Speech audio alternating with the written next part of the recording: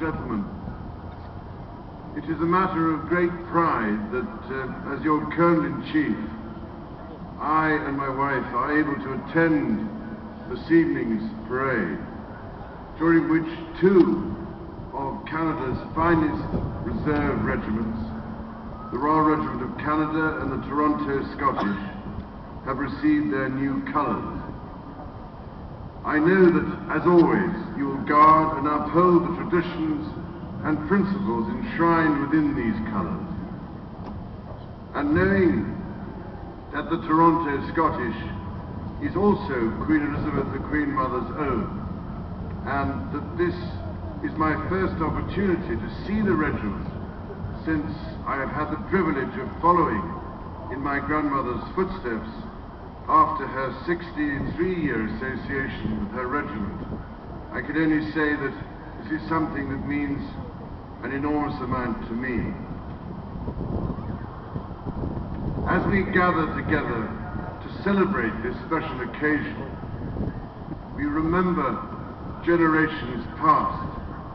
and the immense courage, service and sacrifice shown by your forebears over more than a century.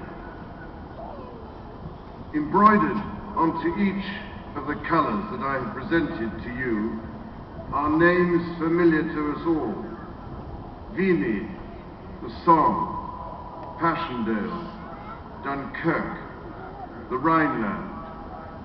names which remind us of the horror and carnage of the First World War, the violence and bloodshed of the long and costly advance to defeat the Nazis, and of course, the extraordinary loyalty, bravery, and resilience of Canadian soldiers who fought shoulder to shoulder with their Commonwealth brethren for Crown and country many thousands of miles from their homes. Today, both of your regiments continue in the finest traditions of your predecessors. Only this time you have been deployed to other regions of the world, including the Golan Heights and Sudan, and of course, Afghanistan. I know that during the last 2 years, between your two regiments, you have provided 43 soldiers for operations in Afghanistan, who have worked in the most difficult and dangerous of environments in Helmand and Kandahar, often under the constant threat of direct and indirect attack. I can only begin to imagine how incredibly challenging and difficult it must be to operate in such austere, unfamiliar and hostile conditions. Miraculously, no one from your regiments has been killed. I am, however, aware that 2 of your soldiers were injured in Afghanistan, and I am so relieved to hear that they have both made a full recovery. As a father of 2 serving officers, one of whom has himself served in Afghanistan, and Colonel-in-Chief of 22 regiments, 7 of which are Canadian, I have at least some small understanding of the immense challenges faced by the families of those serving in the Canadian forces. And I can so well appreciate the appalling emotional strain and anxiety which permeate every waking minute while a loved one is placed in harm's way. To the families here this evening, and indeed to all the families of the Canadian forces, I would like to express my deep gratitude for the unwavering support you have given to your sons and daughters, your brothers and sisters, your fathers and mothers, your husbands, wives and partners who serve in this great nation's armed forces.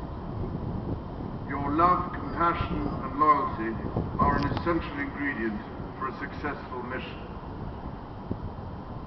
If I may, I would also like to say a word or two about the people of Canada, many of whom have no direct link to the military, yet whose patriotism and pride in our Canadian forces is evident each and every day.